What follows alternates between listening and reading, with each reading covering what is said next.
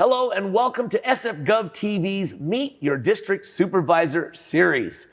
My name is Franco Finn. I am a native San Franciscan, born and raised in this amazing city that I call home for all my life. And I'm very active in our community as well. I'm an appointed San Francisco Film Commissioner for this great city. I'm a very active vocal leader in our community as an auctioneer, raising lots of money for many of our schools, nonprofits, and organizations in San Francisco. But a lot of people know me also as the longtime voice and MC for the Golden State Warriors for many, many years, 2+ decades and counting. But I'm gonna tell you, I'm here because I'm excited to talk to one of our supervisors from District 7, Miss Myrna Melgar. Myrna, thank you so much for joining us. Thanks for having me. I'm so excited to be here and talk to you. Well, we're excited as well. I'm very excited in particular because District 7 includes West Portal, Westwood Park, Forest Hill, Park Merced, Golden Gate Heights, the Inner Sunset, St. Francis Woods, Mira Loma, and Monterey Heights. Now, just saying, I know that district very well. I'll just leave it at that.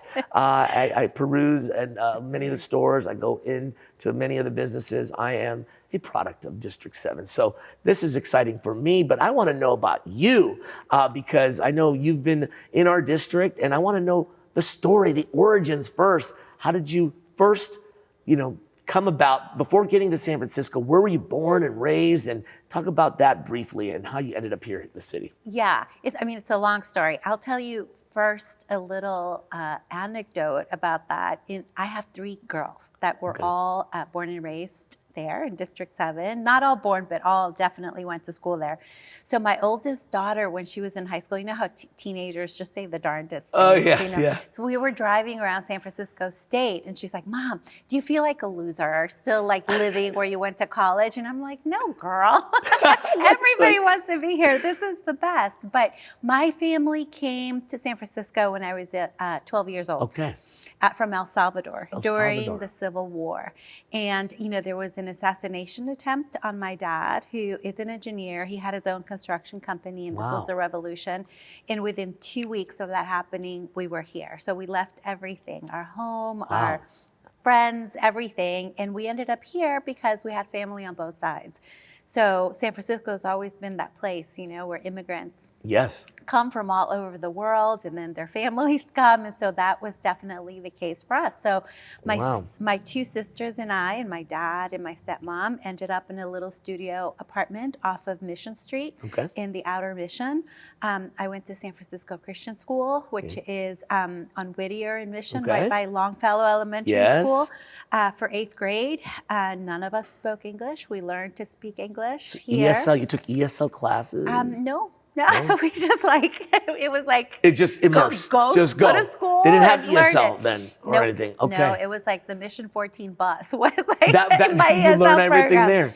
Yeah, and then, my dad's an engineer, but we did all those immigrant jobs, because he couldn't work as an engineer here at the beginning. So we cleaned offices and delivered Domino's pizzas. It was a whole family, in those days of kids, Totally. So, and then a couple years after coming, he learned English enough to take the engineering exams because math and physics are the same in every language. And so eventually he was able to get a job as an engineer, and we all sort of, set roots, and, San Francisco became home. SF State too, right? San Francisco State. Go Gators. Go Gators. That's yes. right. Oh my goodness. Right. Wow. So that's the origin story. Okay. That's how you ended up here in San Francisco. So talk to us about, San Francisco and your area, and particularly your district. I do kind of want to know, if you didn't do anything, like on a day where you had no responsibilities and said, I'm just going to explore my district, what would you do?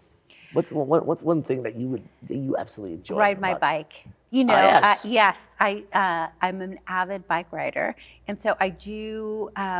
The experience of just like feeling the wind on your face as you're just going, down the street is just so great, right? I love it so much. But you also see things that you don't when you're in a car. So you can notice things on the sidewalks, on the streets. You see the life of the city in a different way. So if I had like nothing to do on a day, I would just ride my bike. Just get lost and have fun, yes, right? Yes, it's That's just awesome. the best. Yeah. Okay, well, let's talk about your career in politics. A lot of folks have many different reasons why they join politics. What is your personal reason why I'm going to get elected by the people. I want the people to vote for me, and I want to get into politics and get into office. What drove you to do that? So, I've always worked in politics and, like you, been civically engaged. So I was on the Planning Commission and on the Building Inspection Commission before. And I worked for Gavin Newsom when he was mayor all 7 years. And I was an aide to 2 different members of the board. And then in 2015, I met someone who was like, you have so many skills. Like, you shouldn't be somebody's deputy or aide or whatever. You should run yourself, right?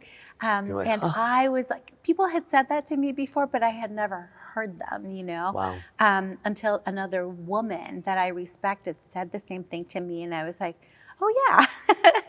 And so I decided to do it, to just go ahead. So I ran for the Democratic Central Committee in 2016. I did a program called Emerge, which is for women running for office. And I'm the first woman to represent District 7 ever. The first woman to represent District 7. And I'm the first Latina woman elected to any district ever. So that's amazing. Yeah, that's amazing. That's amazing. So Susan Leal was our last elected supervisor. That was before district elections, and she was appointed by Mayor Jordan first, and then ran as a citywide supervisor.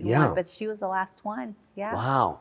So I ran because I believe in representation. Yeah. Representation does matter. Yeah. Indeed. Representation matters. And let's talk about that a little bit. How do you ensure that underrepresented communities are heard and included, especially in the decision making and the processes as it pertains to your district? How do you make sure of that those voices are heard? So we do things a little bit differently than other districts. I do think that our district is the best.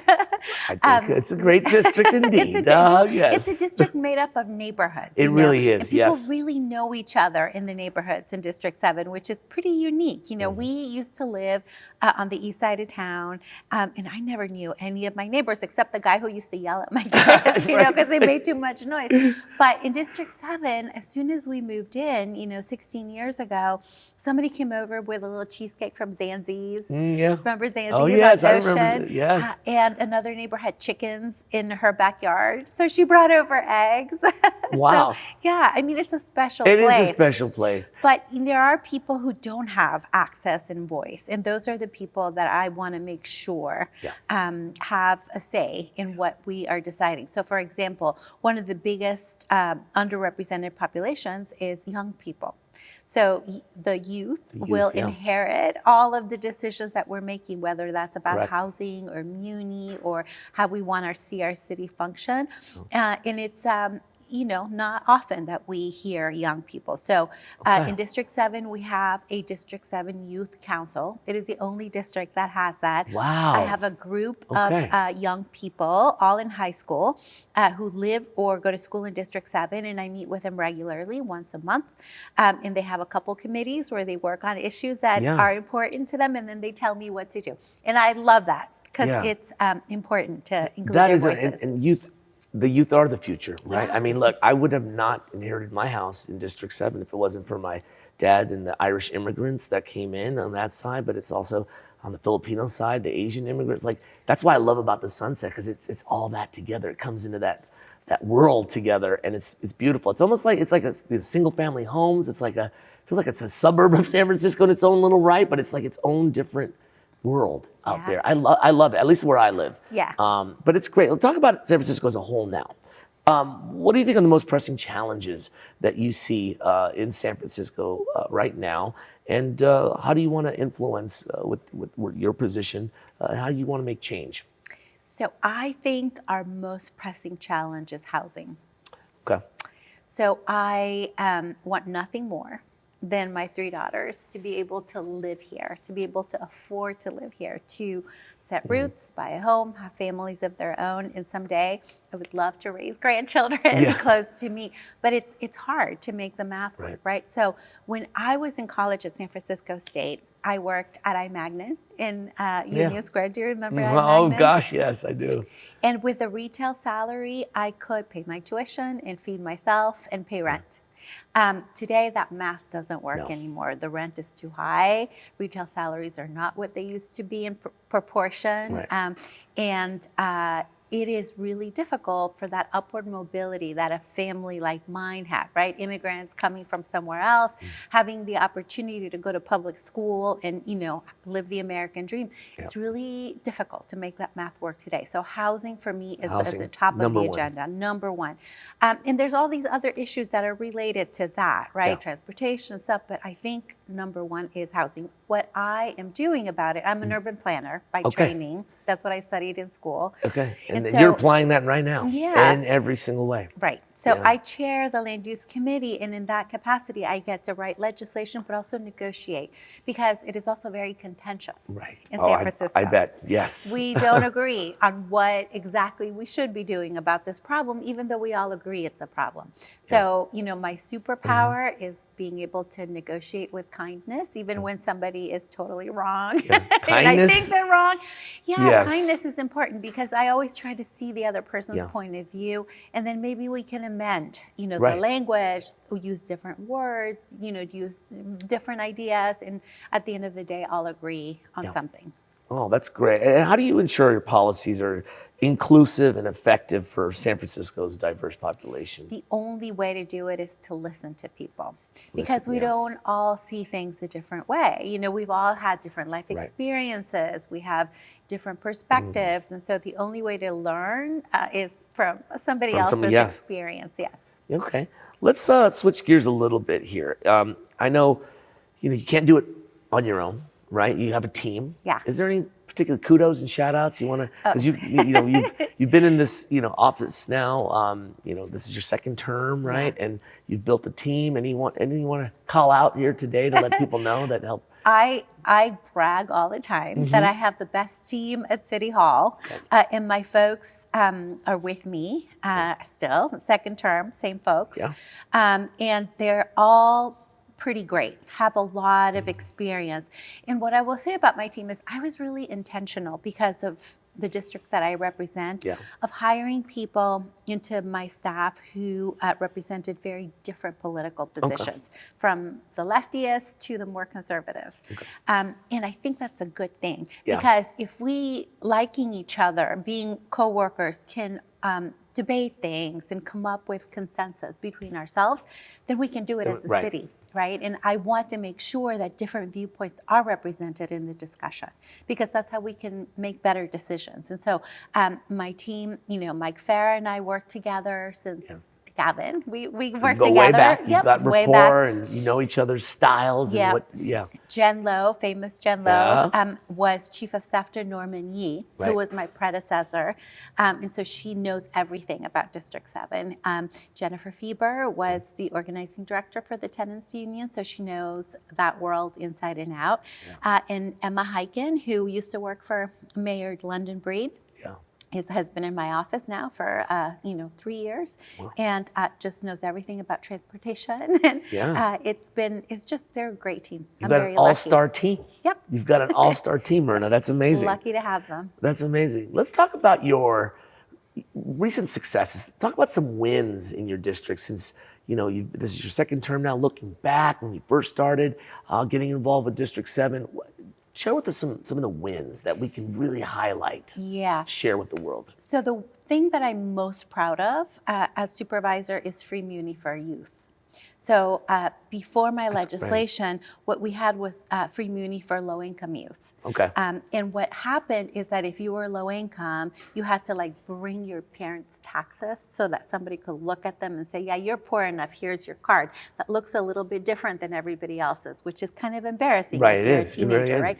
So making it free for everyone is an equalizer, so that all kids, have the opportunity to get to where they need to be.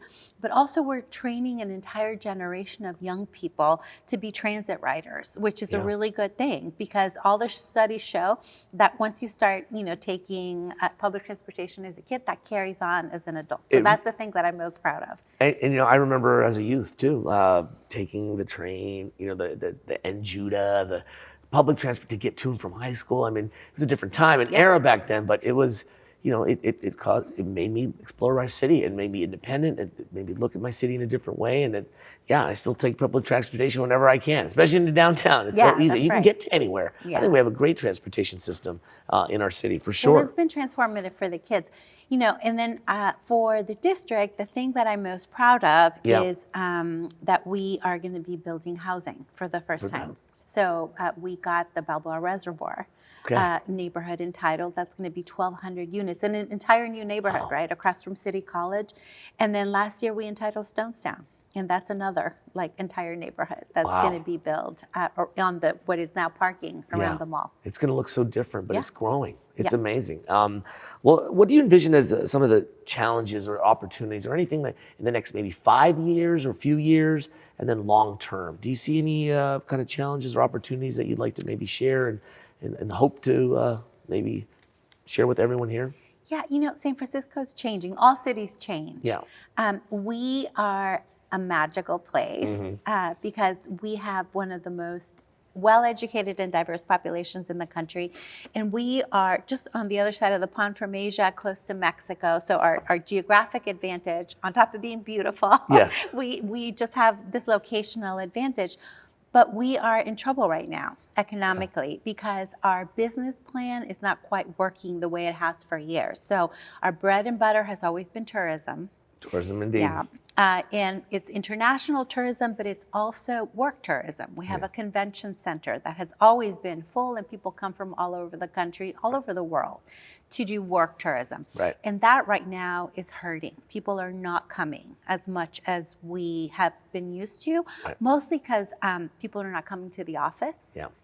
And if you're not coming to the office, then why would you invite your coworkers from the rest of the country? Because so we need to figure out how to pivot from that. And I think we can, but it'll mean reworking of the way we use the land downtown, the offerings that we have. Yes. I don't know if you've been there, in Union Square, like at 10 o'clock at night. Yeah, I know it's not what it used to be. No, it's completely empty. And it's clean and well lit. It's very, But I have hope for it because that's the epicenter of our city, right? Exactly. And if you focus on that and everything else around it, everything will start following suit, right? So I think that's our biggest challenge. And I think that, we have some really smart people in this building, and I think working together. And we're very resilient, so we'll get That's there. right. We will get there. Well, thank you so much. I'm going to close out our interview. There's so little time, and I wish we could talk some more because this is just getting... Anytime. Anytime. We'll definitely have to follow up again for another follow-up on this. But this is something really fun that I want to do. It's called a little rapid fire, if you will, questions. I'm going to ask you a question, and you just go one-word answer, okay? It's either this or that, okay? All right. Without just thinking, just whatever comes to mind. You ready? Okay. All right, here we go. Fun, Fast, and Furious with Myrna Melgar. Okay. Here we go. Golden Gate Bridge or the Bay Bridge? Bay Bridge. Bay Bridge, okay. BART or Muni? You talk about transportation. Oh, Muni. Muni, yeah. Tech or arts? Arts. Okay. Giants or the Warriors? Come on. Giants. Giants. Sorry, okay, Franco. I do like the Giants too. But okay, 1A. It's couple more here, couple more. How about this? Favorite San Francisco movie? I'm gonna put my film commission hat on. Big Trouble in Little China. Oh, I like that one. Oh, that is a classic. Yes. Kurt Russell. Yes. Kurt Russell. That's right. That is a good one. Right. Okay, one last one. Okay, let me ask you this. Coffee or tea? Are you a coffee or tea person? Coffee. You're a coffee person. Several times a day. Several times to keep it energy. Well, here's, let me ask you this last one. If you had to choose between 4 flavors, okay? Strawberry, chocolate, vanilla, or green tea, what would it be? Chocolate. Chocolate. Yes, 100%. Okay. I got something here for you, Myrna. Here you go. Golden Gate Fortune Cookie Company. All right, San Francisco institution. You said chocolate, right? Yep. So these were some flavors. You had chocolate, so you go ahead and pick that. All right. We had green tea. Oh, no, that's the vanilla. I'll take that one. I'll take the vanilla. Okay, I'm sorry. I know, it looks the same. You take the chocolate one. This is the chocolate. But remember, there's a fortune. I want you to read it. I see. Okay. We'll both have a fortune. How about that? How about we both read it? All right. Go ahead. Open yours and I'll open mine. But I want to hear right. yours, really. I just really want to eat the cookie. It's in French. It's in French. Et tu parles français aussi? Oui, je parle français Tu aussi. parles français. Okay. So in English, it says, others admire your caring qualities. Yeah, it's the same one in French. Okay, so read it in French too, because you know French. Vos dispositions bienveillantes vous amènent l'admiration. C'est super, magnifique. Okay, your fortune. How could you relate it to maybe you and your life and or your district? How do you want to wrap it up? Thank you. I want people to look at my career and what I've done and say, oh, I want to do that, but I want to do it better. Okay. So I think that that's how we get ahead. In next generations, we'll figure out some answers to our problems that we can't. Yeah. And that's a good thing. That's how it's supposed to work. That's a great close right there. Supervisor Myrna Melgar, District 7. Thank you so much for joining us. And if you want to find out more about our interviews, other district supervisors, or listen to the commission meetings, or see your meetings here in the chambers and all that, we've got great programming. Go to SFGovTV.org. We'll see you there.